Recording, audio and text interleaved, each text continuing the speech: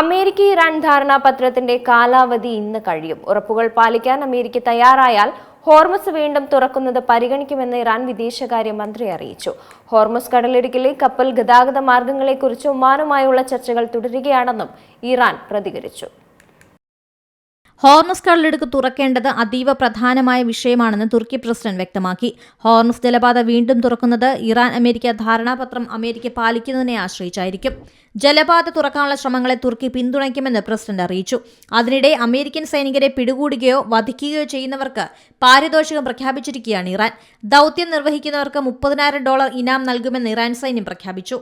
വനിതകളാണ് ഈ ദൌത്യം നിർവഹിക്കുന്നതെങ്കിൽ പാരിതോഷികം ഇരട്ടിയാകുമെന്നും ഇറാൻ കൂട്ടിച്ചേർത്തിട്ടുണ്ട്. അമേരിക്ക നിലവിൽ ഇറാനിൽ കരയുദ്ധം നടത്തുന്നില്ല. ഏപ്രിലിൽ യുഎസിന്റെ ഒരു വിമാനം ഇറാനിൽ തകർന്നു വീണപ്പോൾ രക്ഷാപ്രവർത്തനത്തിന് മാത്രമാണ് യുഎസ് സൈന്യം ഇറാനിലെത്തിയത്. അതിനിടെ സൗദി, തുർക്കി, പാകിസ്ഥാൻ പ്രതിരോധ കരാറിനെ പ്രശംസിച്ച് ട്രംപ് രംഗത്തു വന്നു. പശ്ചിമേഷ്യയിലെ രാജ്യങ്ങൾ ഒരുമിക്കുകയും സ്വയം പ്രതിരോധ മാർഗങ്ങൾ തേടുകയും ചെയ്യുന്നത് അഭിനന്ദനാർഹമെന്ന് ട്രംപ് പറഞ്ഞു. അമേരിക്കൻ വിമാനവാഹിനി കപ്പൽ USS ജോർജ് വാഷിംഗ്ടൺ പശ്ചിമേഷ്യയിലെത്തി.